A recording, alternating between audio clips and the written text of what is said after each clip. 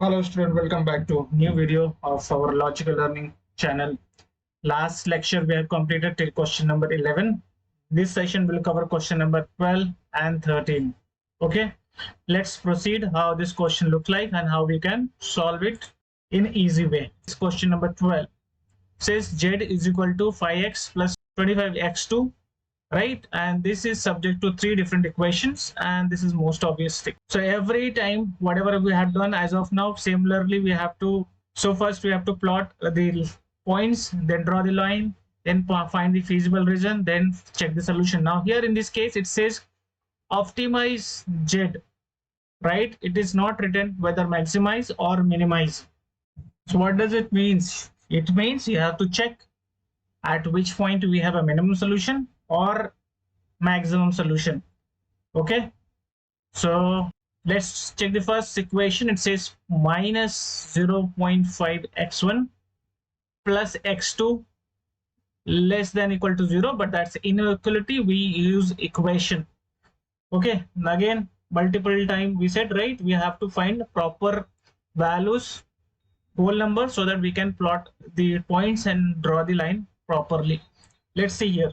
So if we assume x1 is equal to 0, in this case x2 will be 2. Simply this term will become 0, then remaining will be 2. Next, if I assume x1 is equal to 2, what will happen? Substitute in this equation 0.5 x1, x1 is 2, x2 is equal to 2. So here it is minus 1 plus x2 is equal to 2. x2 will be 2 plus 1, that is 3. Okay, so we got two different coordinates, x1 for x1, x2 is 2. So let's draw this point on the graph. When x1 is 0, that is called origin, and x2 is 2, so this particular point. Similarly, when x1 is 2, x1 2, this point, in that case x2 will be 3. So where will be our point? Here at this point. We got the point. Now we have to draw the line. Okay, so we got first line, and this is the name of the equation. Similarly, we have to proceed and complete the second one also. Let's see. Second line is very easy. X1 plus x2 equal to 2. Straightforward. If you substitute x1 is equal to 0, x2 will be 2, and if you substitute x2 equal to 0, x1 will be 2. Let's draw this point on the graph and find the line. Okay, x1 0, x2 is 2. It means which point? This particular point. Same line, coincidence. And when x1 is 2, x2 is 0, so this line. Now draw this line as well. Okay, we found the second line also, green one. Similarly, we have to work with the third line. Okay, pause the video and try by yourself and draw this line. So third is what? Minus x1 plus 5x2 equal to 5. x1, if I substitute x1 equal to 0, x2 will be 1. Straightforward. If I take x1 is equal to 5, I am getting x2 is equal to 2. I hope might be getting a different number, but that's okay, right? You can choose either of the number, but it should be whole number so that you can draw on the graph properly. Let's draw this point in the graph. When x1 is 0, x2 is 1. So which point? This point, right? And when x1 is 5, so this point, and x2 is 2, where it is at this particular point. Now draw this line as well. So we have completed 20% of the work. Now remaining is what? We have to find the feasible region, which is most important of this particular type of problem. The first one says less than 2. When it is less than 2, so red line, right, just below red line, all this region. It could be here also, okay, but below this. Second equation, it says greater than 2. So this green line, right, above this line. So as of now, I can see this much is common between these two. This is also common, but check the orange line. Orange line also says greater than 5, so above this line. So this is our feasible region. This is all our feasible region, okay? But what you have noticed in this feasible region, do we have any closer to it? No, right? So this kind of region is called unbounded. Unbounded, okay? So on this kind of region where we have unbounded, right? So if you see that to get the maximum solution, there is no bounding at all. So there won't be a maximum solution for this kind of problem, but we will definitely have the minimum solution.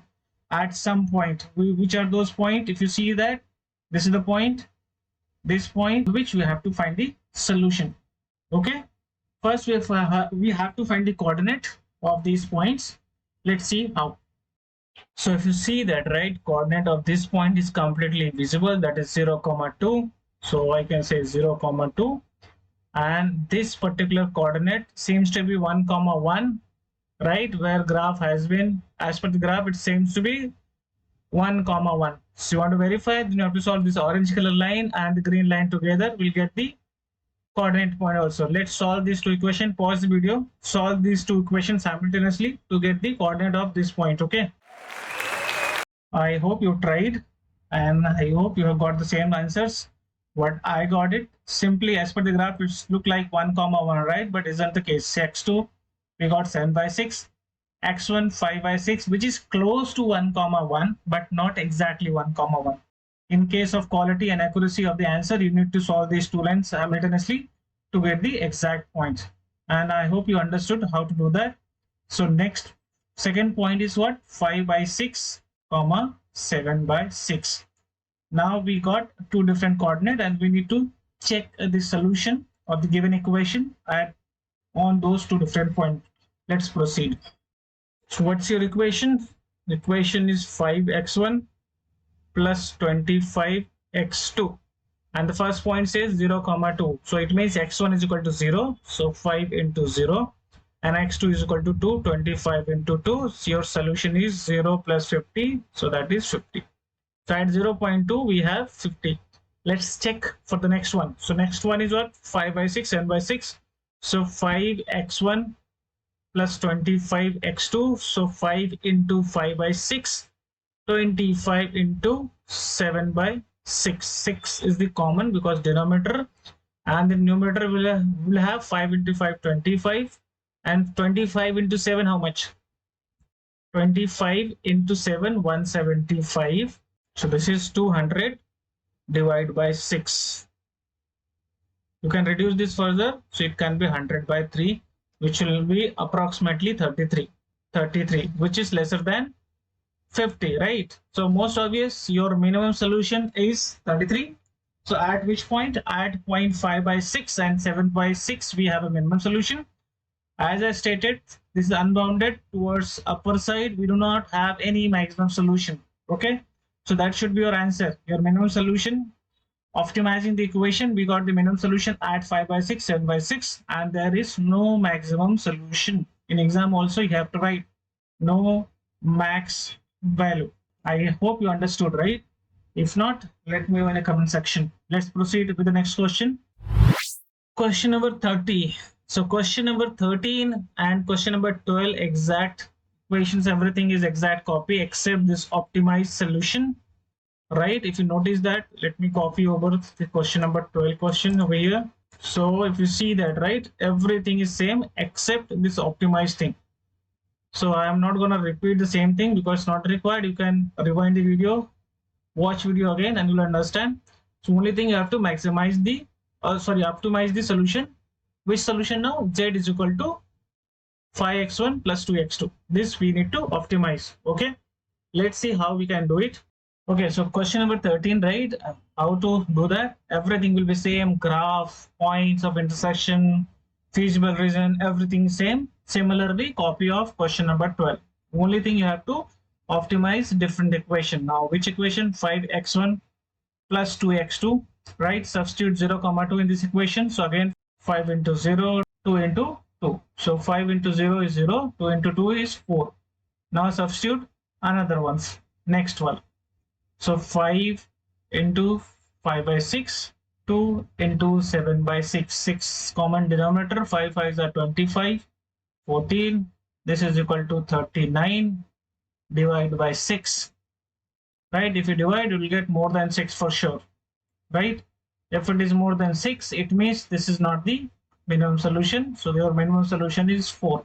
Now, second question, your minimum solution at 0.2, that is 4. And again, no max value because everything is same. No max value, minimum solution at 0, 2, that is 4. That's complete your question number 12 and 13. Okay, next video we'll discuss question number 14 onward. Okay, student, till then keep learning, and if you like the video, do subscribe.